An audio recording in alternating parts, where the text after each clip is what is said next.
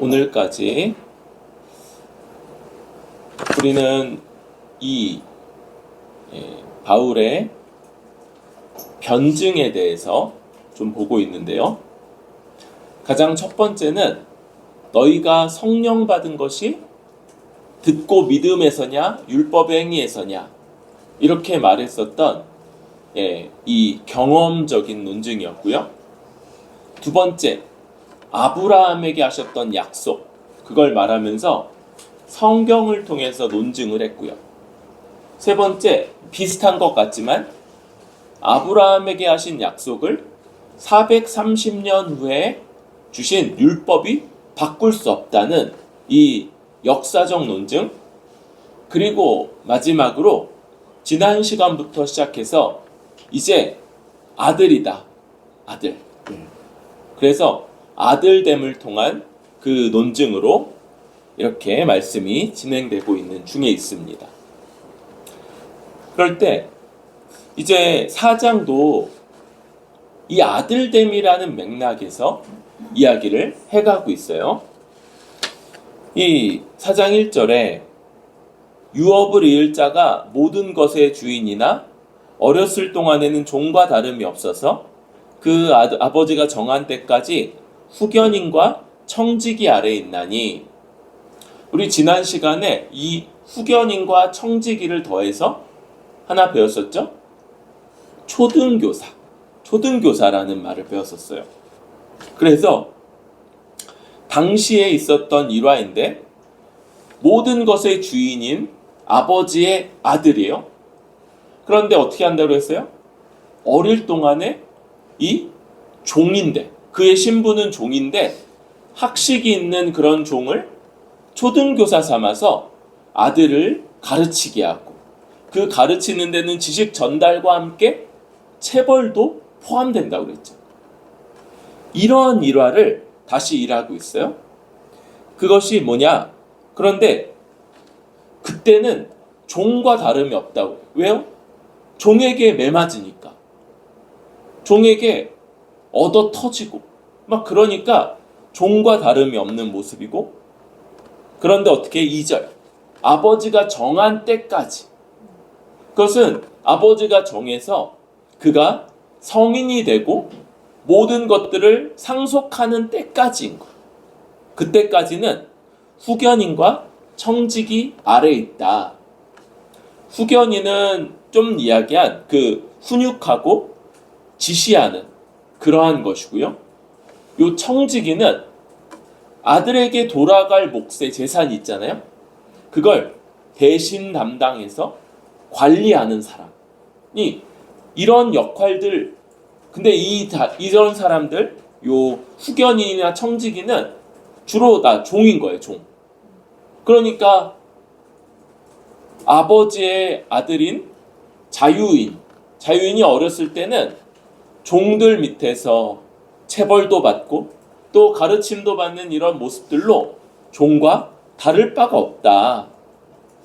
이러한 일들을 이제 끌어오면서 이와 같이 우리도 이렇게 이야기해요.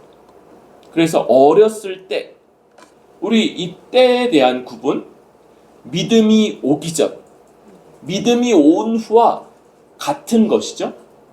이 어렸을 때라는 건 그냥 성인이 되기 전 이야기가 아니고, 유대인들에게 아직 그리스도가 오시기 전까지, 그때 이 세상의 초등학문 아래에 있어서 종노릇하였더니 이렇게 말하는 거예요.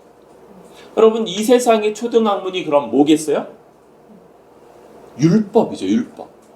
유대인들에게는 율법 아래서 종노릇했던 것, 그게 이전의 모습이었다. 그런데 4절, 때가 차매. 그렇죠? 이제 때가 찼어요. 아버지가 정한 때가 되면 아들이 아버지의 모든 것들을 상속하여서 이제 그 집의 주인이 되는 것처럼, 때가 찼을 때 하나님이 정하신 때에 하나님의 아들을 보내셨죠. 하나님이 그 아들을 보내셨어요. 그런데 두 가지 아주 중요한 그 방식이 나타나는데, 하나는 여자에게서 나게 하시고 또 율법 아래에 나게 하셨다. 이렇게 말해요. 하나님이 자기 아들, 하나님의 아들이시니까 하나님이시죠. 그런데 그 하나님을 보내시는데 어떻게 보내시냐면 여자에게 나게 하시는 거예요. 우리 얼마 전에 사도신경에서 봤던 것처럼 동정녀 잉태라는 방식으로 여자의 몸을 통해서 태어나는 것.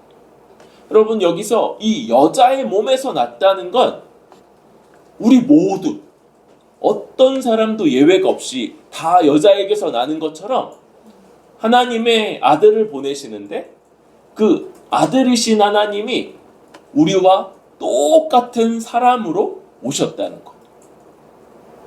아무런 차이도 없는 것이죠. 물론 성경을 더 깊이 아는 사람들은 창세기 3장 15절에 하나님이 아담에게 하셨던 그 원시복음의 성취, 여자의 후손, 뱀의 머리를 깨트릴 그 여자의 후손을 보낸다는 것을 또 연상하게 되기도 해요. 그런데 또 하나, 율법 아래에 나게 하셨어요. 여러분, 율법, 우리 하나님이 이 율법과 어떤 관계에 있는지 아시죠? 하나님이 천사를 막 불렀어요. 그렇죠? 천사, 일로 와봐. 이거 율법이니까 쟤네들 갖다 줘. 그럼 천사가 그걸 탁 받아서 가요. 그리고 나서 모세 올라와라. 그럼 모세가 그 2000 몇백 미터 올라간다고 그랬죠. 90세, 100세 된 그 노인이 거기 이제 올라가는 거예요. 그래서 거기서 천사들한테 요 율법을 받아요. 그리고 나서는 쪼르르 내려가서 다시 모든 이스라엘 백성들에게 그 율법을 전달했죠. 여러분, 하나님은 율법의 창시자이고요. 하나님은 율법의 지배를 받지 않으세요. 오히려 율법이 하나님의 성품, 하나님의 인격, 하나님이 어떤 분이신가를 나타내는 것이지 율법 아래에 있는 분이 아니신데 사람이 되시면서 주님도 그 율법 아래, 곧 율법을 지켜 완성해야 되는 의무를 가진 자로 거기서 태어나신 것. 왜 그랬냐? 우리 5절 읽어볼까요? 시작. 율법 아래에 있는 자들을 속량하시고 우리로 아들의 명분을 얻게 하려 하심이라. 그렇게 하신 것 두 가지 목적이 있다는 거예요. 하나는 율법 아래에 있는 자들을 속량하신다는 거. 여러분, 우리 속량이라는 말 너무 잘 알고 있죠. 속량. 그런데 여러분, 우리 한 걸음 더 나아가기 위해서 로마서 3장에서 봤던 속량과 이 단어가 서로 다른 단어예요. 어떻게 생각할 수 있냐면 당시에 로마 사회에서 노예를 사고파는 문제는 아주 일반적이기도 하고 굉장히 중요한 경제적인 이슈였던 거예요. 그래서 같은 것을 나타내는 단어가 여러 가지가 있는 거예요. 이누이트, 캐나다에 사는 이누이트족에게는 눈을 가리키는 이 단어가 50가지가 넘게 있다. 이런 것처럼 우리에게 또 비를 가리키는 단어가 많은 것처럼 농경사회니까 비가 중요해서 그 사람들에게도 이 단어가 여러 가지인 거예요. 로마서 3장에서의 속량은 아포류트론시스라는 단어였어요. 거기서 류트론이 바로 몸값이라는 말이었어요. 그러니까 그 속량에서 중요하게 강조됐던 건 대신 몸값을 지불하여서 포로나 노예를 자유케 해준다. 이 몸값을 지불한다는 개념이 그때는 중요했던 거예요. 그런데 여기 단어는 엑사고라조라는 단어인데 이 앞에 x라는 말은 밖으로라는 의미를 갖고요. 그러면 아고라조 할 때 아고라, 여러분 언제 들어본 말이죠? 아고라. 이 그리스의 도시국가에 아크로폴리스와 신전이 있는 아크로폴리스, 그런데 시민들이 일상생활하는 아고라, 시장이라고 많이 이야기하는, 그러니까 이 그냥 말 그대로 시장 밖으로 빼내온다는 거. 이 노예를 값을 주면 이제 어떻게 돼요? 원래 시장에 다 마치 상품처럼 그렇게 진열돼 있던 노예가 거기서부터 시장 바깥으로 빠져나오게 되는 거죠. 여기서 왜 이 단어 써서, 이 속량이라는 단어를 써서 강조합니까? 바로 율법, 특별히 율법의 저주에서부터 우리를 빼내신다, 바깥으로 빼내신다, 이게 여기서는 강조되는 거예요. 물론 그렇다고 주님이 친히 대가를 치르지 않은 건 아니죠. 여기서는 그 결과, 율법의 그 저주, 우리 죄로 말미암아 하나님이 우리에게 쏟으시는 하나님의 진노와 저주 형벌로부터 우리가 벗어난다. 이것이 강조되는 의미로서의 속량이고,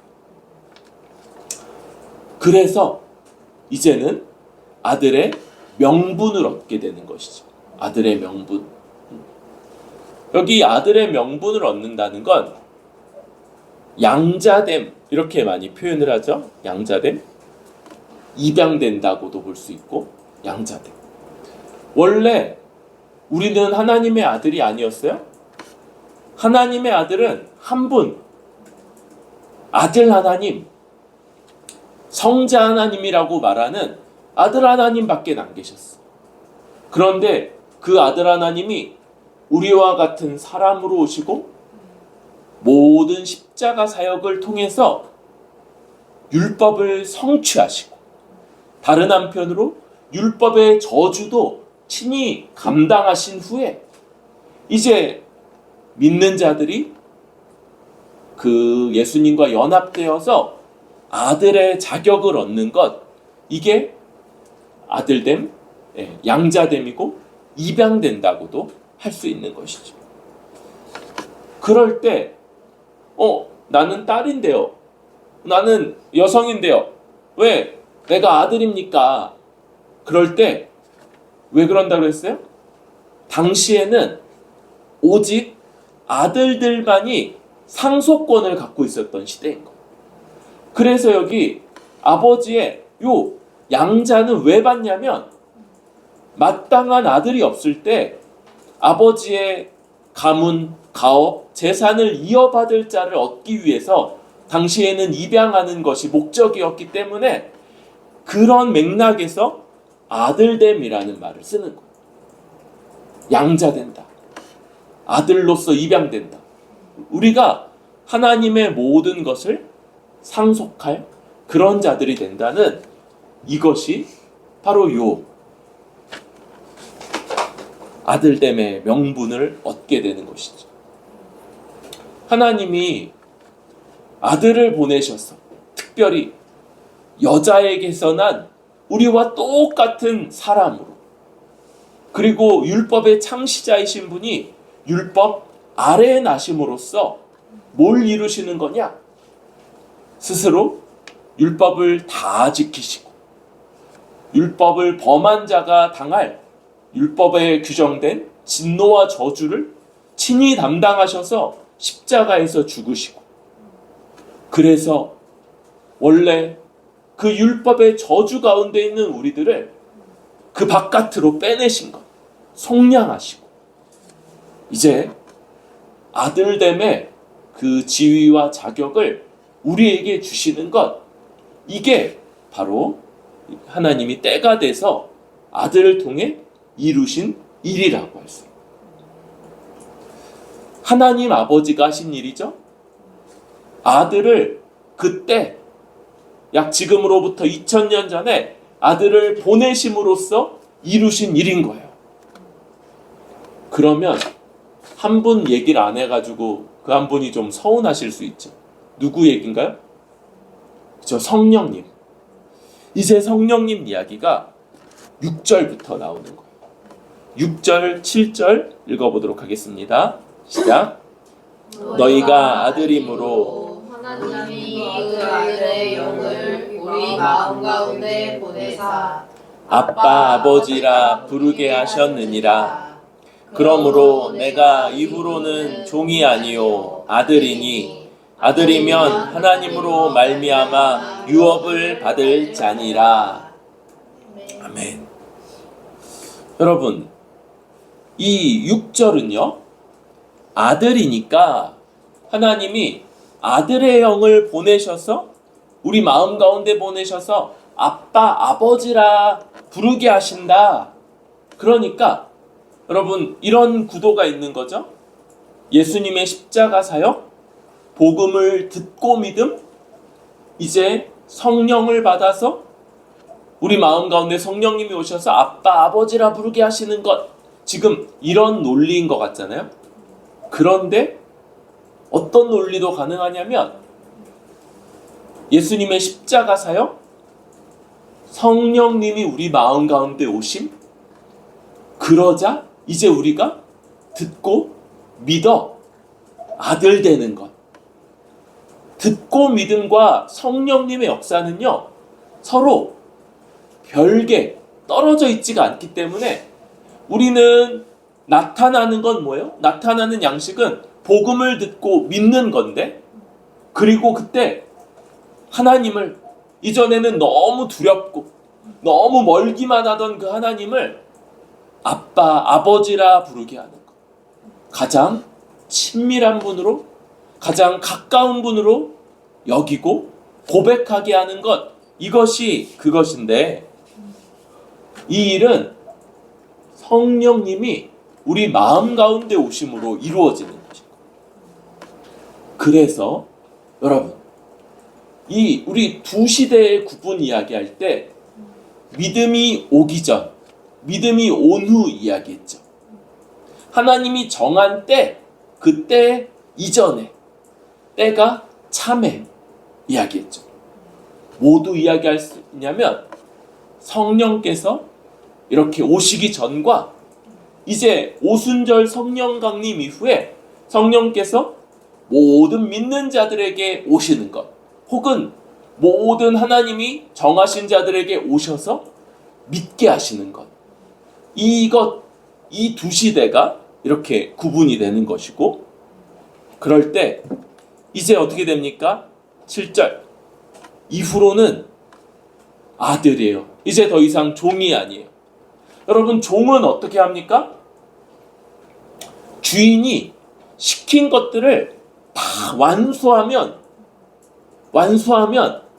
그러면 와, 너 대단한 종이구나, 너 훌륭하다야, 너 금메달 종 이런 거 있어요? 아니에요. 주인이 시킨 것 완수하면 고작 안 맞는 거고, 잘했다야, 너 가서 네 먹고 내일까지 쉬어라, 내일 또 시킬게, 이러는 거죠. 종이 주인을 만족시키려면 그냥 시킨 것 완수하는 정도가 아니고 한 100배쯤 정말 엄청나게 대단하게 잘해야지만 주인을 만족시키고 기쁘게 할 수 있는데, 여러분, 아들이면 어때요? 여기 낳아본 사람이 저밖에 없죠? 아들 낳으면 조금 할 때는, 그쵸? 똥을 싸도 예뻐요. 그쵸? 똥을 싸도 예뻐. 기저귀를 갈아야 돼도 그래도 예쁜, 그런.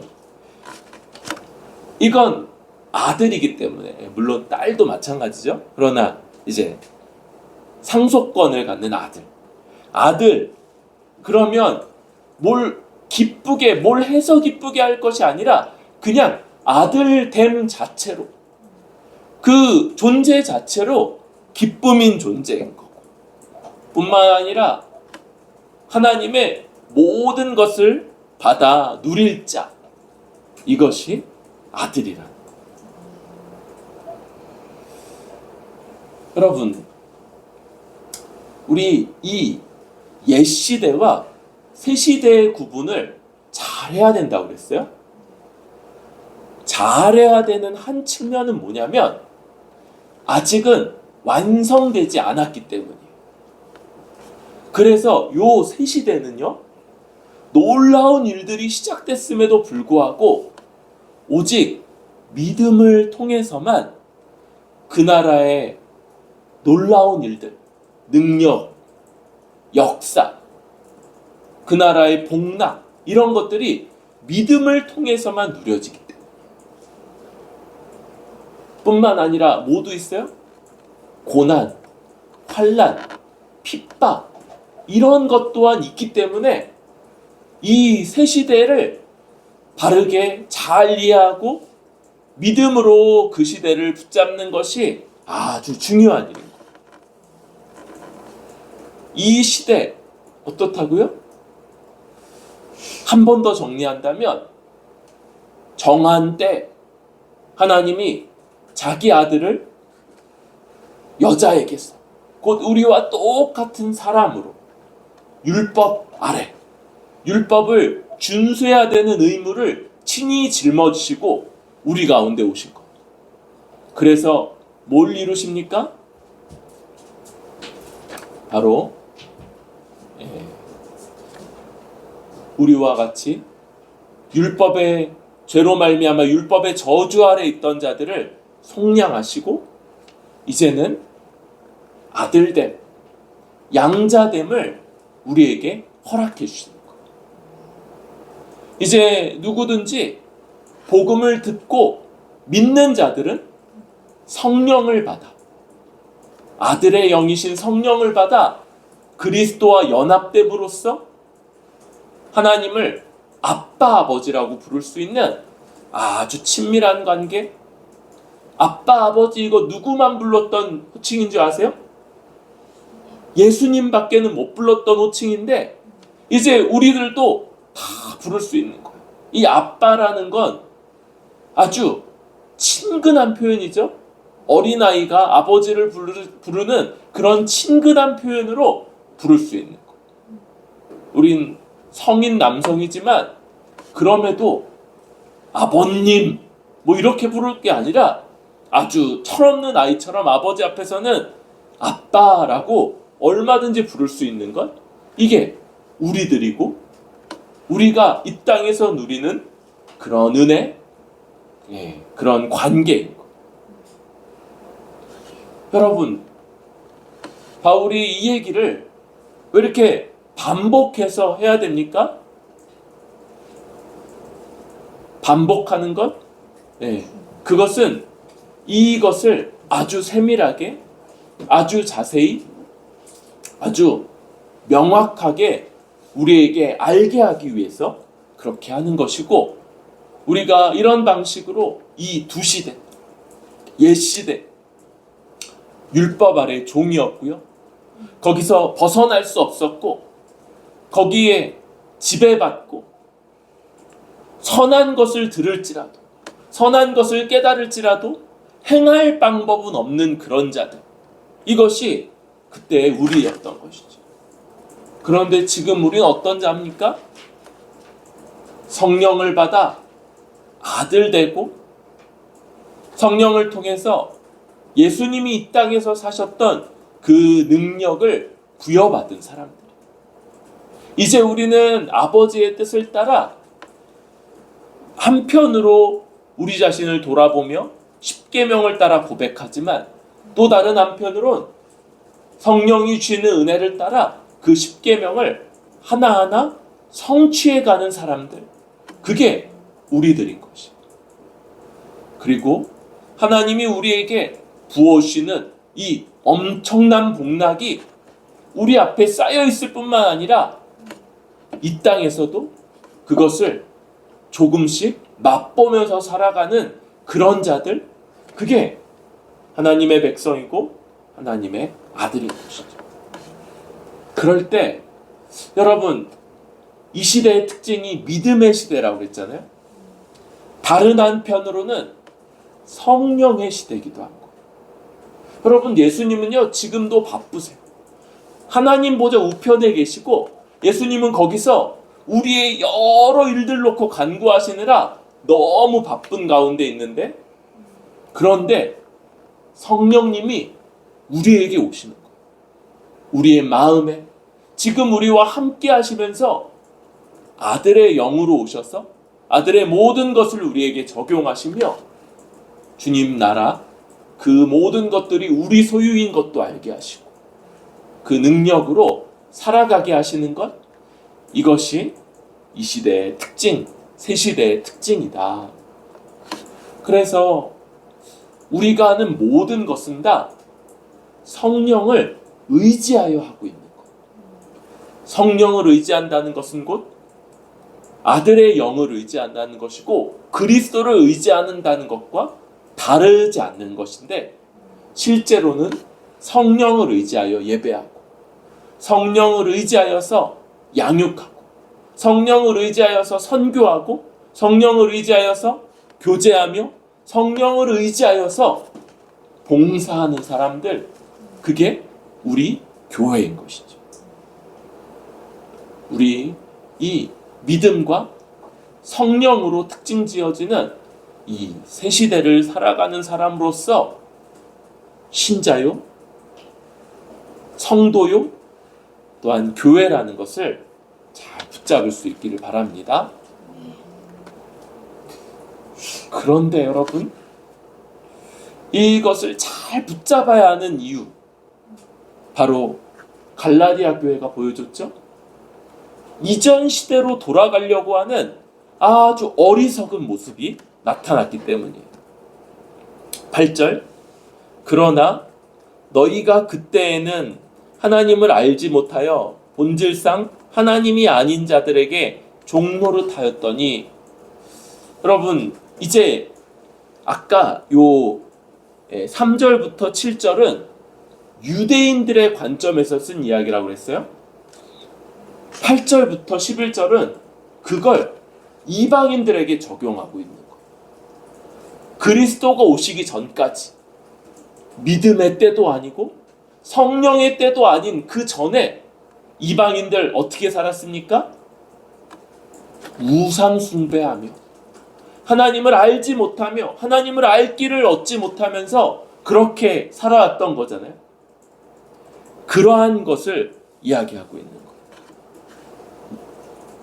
믿음이 오기 전에, 하나님이 정한 때가 되기 전에는 온갖 우상의 지배를 받고 종되어서 그렇게 살았는데, 9절, 이제는 너희가 하나님을 알 뿐 아니라 더욱이 하나님이 아신 바 되었거늘. 여러분, 우리는요, 우리가 지금 하나님을 예배하잖아요. 이게 하나님을 아는 것이에요. 요 안다, 이 얘기 여러 번 했었죠. 안다 그럴 때 그냥 지적인 알을 넘어서는 거예요. 1 더하기 1은 2지, 이런 지식이 아니고 이것은 대단히 관계적인 알이에요. 하나님과 오랜 기간을 함께하며 하나님이 어떤 분이신지 알고, 하나님이 아버지 하나님, 아들 하나님, 영 하나님, 이렇게 세 분이시면서 또한 그 모든 본질이 완전히 같으신 삼위일체 하나님이시다, 이런 것들을 알고, 그 아버지께서 우리에게 하나님 나라에 복 주실 걸 계획하시고, 그런데 이 범죄한 자들을 때가 됐을 때 아들을 보내셔서 아들이 우리 대신 십자가에 저주를 받아 죽으시는 것을 통해서 우리를 구원하시고, 이제 성령님을 보내셔서 그 아들이 이루신 것들을 우리에게 적용하시고, 우리 같은 자들이 이제 성령 안에서 모든 은혜와 힘을 받아 한몸된 교회로서 살아가고, 날마다 주의 은혜 가운데 더욱더 거룩하게, 더욱더 아버지를 닮아가도록 우리를 인도하신다는 것, 이걸 우리가 경험적으로 알아가는 것. 그래서 하나님을 아는 특징이 뭐냐면 예배인 거예요. 예배. 이 예배는 하나님께 감사하는 것, 하나님 너무 대단하십니다. 찬양하는 것. 그리고 그런 하나님이, 그 대단하신 하나님이 뭐 하신다고요? 우리에게 복 주신다는 것. 그러니까 기뻐하고 그 복 받았음을 인하여서 감사하고 찬양하는 것. 이런 것들. 그리고 우리 하나님 앞에 우리에게 있는 모든 것들이 다 하나님 것입니다. 고백하면서 물질을 올리고 찬송을 올리고, 그런 하나님이 또 한 주간 우리 살아갈 모든 힘과 은혜를 또 내려주시는 이런 것이 우리의 예배예요. 이 예배가 하나님을 아는 가장 큰 중요한 특징인 것이죠. 그런데 더 놀라운 게 뭐예요? 그렇게 예배할 때 우리가 뭘 깨닫는 거냐면 하나님이 우리를 아신다. 여러분, 이 하나님이 우리를 아신다는 걸 성경에서 다른 이미지로 뭐 쓰냐면 생명책에 그 이름을 적으신다. 그러면 하나님은 뭘 적으실 필요가 없어요? 하나님은 기억력이 좋으셔서 잊거나 이런 일이 없어요. 얘는 내 백성 박서아, 얘는 내 백성 김주희, 얘는 내 백성 김지혜, 얘는 내 백성 김영수, 이런 것들을 하나님은 잊으시지 않으니까 적을 필요가 없는데, 이건 우리를 위해서 어떤 것으로도 지워지지 않는 그 생명책에 자기 백성의 이름을 적으시는 것. 이러한 이미지를 통해서 하나님이 우리를 아신다. 여러분, 우리는 있잖아요. 우리 나이가 들면 치매를 겪을 수도 있어요. 그러면 대단히 안타깝게도 우리는 잊어요. 내 이름도 있고 내 가족들도 있고 심지어 하나님이 내 아버지시라는 것도 나는 잊을지 몰라요. 그런데 하나님은 잊지 않으신다. 여러분, 하나님이 잊지 않으신다. 하나님이 우리를 아신다. 하나님이 우리를 사랑하신다. 이게 얼마나 중요한 건지. 그렇게 우리를 탁 붙잡으신다는 것. 이게 이 아들됨 가운데 다 들어있는, 이것이 하나님이 우리에게 허락하시는 놀라운 은혜인 것. 지금 우리가 하나님께, 삼위일체 하나님께 예배드리는 건 너무 잘하는 거죠. 그런데 동시에 우리는 뭘 기억하는 거예요? 우리는 이렇게 예배하는데, 우리는 이 정도로 예배하지만 하나님은 우리를 완전히 아신다. 생명책에 우리를 적으시고 우리를 사랑하신다. 이걸 아는 것. 그게 성령 받은 것이고, 그게 믿는 것이고, 그게 양자돼서 아들로서 살아가는 삶인 것. 그런데 이 어리석은, 이 바보 같은 갈라디아 교인들 뭐합니까?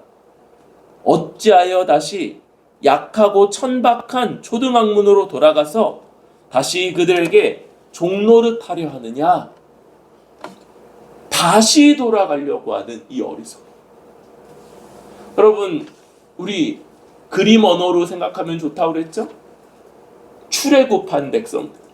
거기 놔뒀으면 완전히 핍절해서 쉬는 날도 하루 없이 매일매일 더 부과되는 이 고된 일들 가운데 채찍질 당하여 맞다가 일어날 수 없어서 더 이상 일어나서 짐을 질 힘이 없을 때까지 매맞다가 그렇게 핍절하면 쓰레기장 같은 데 버려질 운명이었던 자들이 하나님이 10가지 재앙으로 그 가장 강대한 제국, 애국, 지금 미국보다 훨씬 더 세다고 그랬죠? 미국, 유럽연합, 러시아, 인도, 브라질, 일본 이런 것들 다 더한 그러한 나라를 하나님이 완전히 10가지 재앙으로 쑥대밭 만드시고 백성 빼내셔서 출애굽했는데 그때는 파도 먹었고 마늘도 먹었는데 그때 지금은 이 만나라는 것과 이 메추라기 고기밖에 없네라고 말하는 저들처럼 여러분 이런 놀라운 은혜 가운데 살아가는데 다시 돌아가려고 다시 여기 약하고 천박한 초등학문 이야기가 나왔어요. 그래서 우리 지난주에 저 초등교사가 가르치는 게 초등학문이냐 그거 아니라고 그랬죠? 여러분 여기 이 초등학문이라는 말은 옛날 유대인들에게는 율법을 가르쳤었어요. 그쵸? 율법? 그런데 이방인들에게는 율법이 없었잖아요.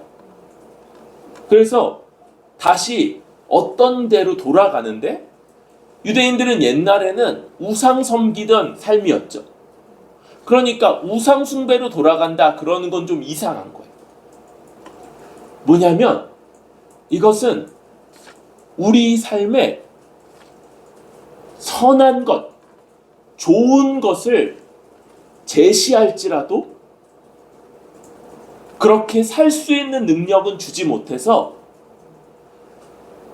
노예되게 만드는 이 측면, 이것이 율법이나 우상숭배나 혹은 이 세상의 삶이나 다 똑같다는 거. 그래서 약해요. 왜요? 능력 주지 못하니까. 능히 할 수 있게끔 하지 못하니까. 그리고 천박합니다. 우리 방금 이야기했던 그 놀라운 삼위일체 하나님의 우리를 아심, 우리를 사랑하심이라고 하는 이 고상한 것과 달라요. 천박해요. 그냥 우리의 욕망을 자극하고 그냥 세상의 지혜로 조금 나은 것, 조금 나아 보이는 것을 제시하지만 그렇게 살게끔 만들지도 못하고 하나님의 너무 고상한 그 사랑, 은혜에 비교할 때는 천박한 그것이 이 초등학문이고 좀 나은 것, 선한 것을 제시할지라도 능력을 주지 못하기에 오히려 종되게끔 하는 특징을 가진 것, 이것이 초등학문. 그러니까 이걸 따라가면 필연적으로 나타나는 결과가 뭐예요? 종노릇하는 거예요. 종노릇. 여러분 그런 얘기 했었죠? 어떤 무당에게 갔었을 때 무당이 신자를 보면서 너는 예수님 믿는 자니까 너에게는 내가 예언을 하지 않겠다. 너는 가라. 이게 그 말 자체로는 맞는 것 같죠. 그런데 뭐라고요? 그런 방식으로 귀신이 혹은 무당이 지배력을 행사하는 거예요. 다음에 더 큰 문제가 생겼을 때 무슨 생각을 해요? 저 무당은 내가 예수님 믿는 교회 다니는 사람인 것도 알고 그랬던 사람이니까 저 무당에 가면 해결되겠지. 이렇게 만들면서 더 종되게 만드는 방식인 거예요. 그래서 어떻게 하냐? 이 갈라디아인들이 옛날 모습으로 돌아갔을 때 우상 숭배하고 그렇게 하지는 못하겠죠. 뭐 하냐면 10절 날과 달과 절기와 해를 삼가 지키. 이 사람들이 갑자기 뭐 하냐면 어떤 날, 어떤 달, 어떤 절기, 어떤 해 이런 것들을 특별히 여기면서 막 그런 것들을 섬기는 거. 날 뭐가 있어요? 율법이 말하는 날? 대표적으로 안식일 있죠. 안식일. 달. 무슨 달. 한 달로 말하는 그런 것들. 또 절기. 대속제일. 맥추절. 이런 것. 안식년. 연이죠. 해. 이런 것들을 특별하게 여기면서 그걸 지키면 하나님의 백성이고, 그걸 지키면 더 거룩하고, 그걸 지키면 더 뭔가 우월한 것처럼, 고상한 것처럼 여기면서 그렇게 하고, 그러다가 못 지키면 내가 벌을 받겠거니, 나에게 무슨 해가 미치겠거니, 나는 이제 덜 거룩한 자구나, 막 이러면서 그렇게 하는 이거. 그럴 때 11절, 내가 너희를 위하여 수고한 것이 헛될까 두려워하노라, 이렇게 말합니다. 여러분, 이 약하고 천박한 초등학문, 옛 시대의 원리들을 따라 살아가면 안 됩니다. 여러분, 우리는 복음의 원리요, 믿음의 원리요, 성령의 원리를 따라 살아가는 사람들, 아들로서 살아가는 사람들이지, 다시 종돼서 내가 이렇게 좀 하면 하나님이 내 예배를 받아주시겠지? 내가 이렇게 좀 하면 하나님이 이제 나를 예뻐해 주시겠지? 내가 이렇게 하면 이제는 하나님이 나를 치시는 그런 정죄와 저주에서부터 벗어나겠지? 이게 바로 종의 방식. 우리가 사도 바울이 이렇게 자세히, 또 제가 자세히 여러 번 이야기하는 것이 이전의 삶, 옛 시대의 원리와 다른 새 시대의 원리를 기억하고 붙잡고 믿고 살아가도록 하기 위해 그렇게 하는 것 아닙니까?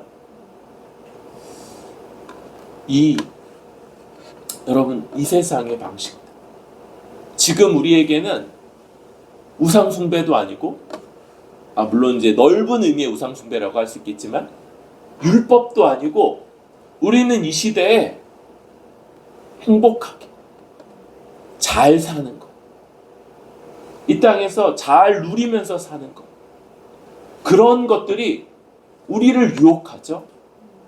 이게 이 시대의 초등학문.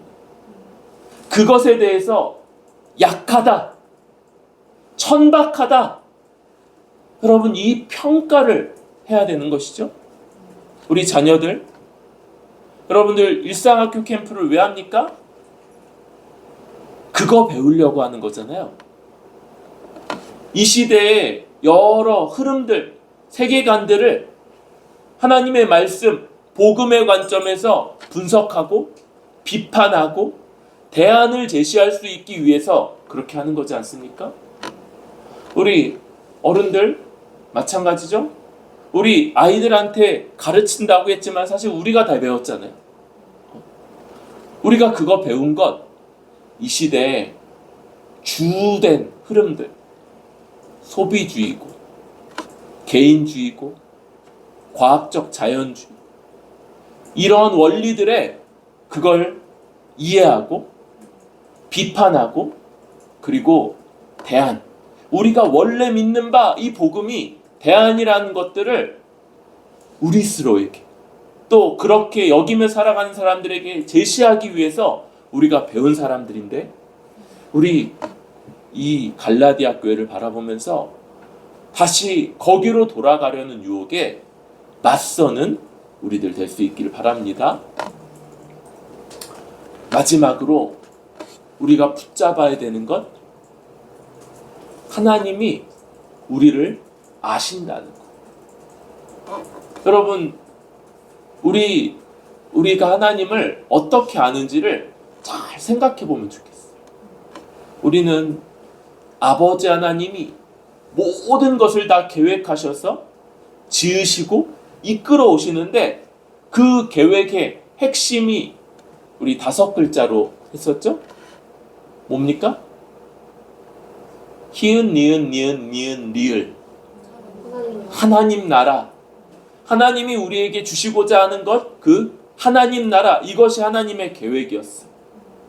그리고 범죄하여서 그 나라에 들어갈 수 없는 자, 그 나라를 받을 수 없는 자들을 위해서 하나님이 보내시는 아들, 우리 주 예수 그리스도고 그 주님이 십자가 형벌대속적 죽음을 통해서 우리를 속량하시는 거죠. 속량하시고 아들 되게 하시고. 그런데 이제 그 주님은 하나님 보좌 우편에 계세요. 그럼 그 주님과 우리를 이어주는 분이 누구십니까? 성령님이 우리에게 오신 거예요. 성령님이 우리에게 오셔서 그 성령님이 아들이 이루신 모든 것을 우리 것 되게 하시고 지금도 아들의 모든 것들을 힘입어 날마다 거룩하게 날마다 아버지 닮게 그렇게 살아가게 하시는 것, 그게 교회다. 우리 이렇게 우리가 아는 바를 잘 정리하면서 그래서 그런 하나님을 향해 감사하고 찬양하고 기뻐하며 더 충성을 약속하고 그러면서 드리는 것, 그것이 예배인 것이죠. 우리 예배. 그런데 이 예배 가운데 우리가 더 알아야 되는 것, 더 이해해야 되는 것, 바로 그 하나님이 우리를 아신다. 우리는 흔들릴 때가 있어요. 우리는 넘어질 때도 있어요. 우리는 아까 믿음이라고 그랬잖아요. 믿음이 약해지면 안개 같아. 이전까지 확실히 보였던 것들이 보이지 않고 내 손아귀에서 다 빠져나가는 것 같고 아무것도 아닌 것 같은데 그때도 우리가 의지할 수 있는 건 하나님이 나를 아신다. 그 생명책에 기록하셔서 어느 누구도 지을 자가 없고 하나님이 아신다는 것, 곧 사랑하셔서 돌보신다는 것. 이것을 우리 믿고 굳게 붙잡고 그런 하나님을 아빠, 아버지 이렇게 부르면서 살아가는 저와 여러분들 뿌리 깊은 교회 되기를 바랍니다.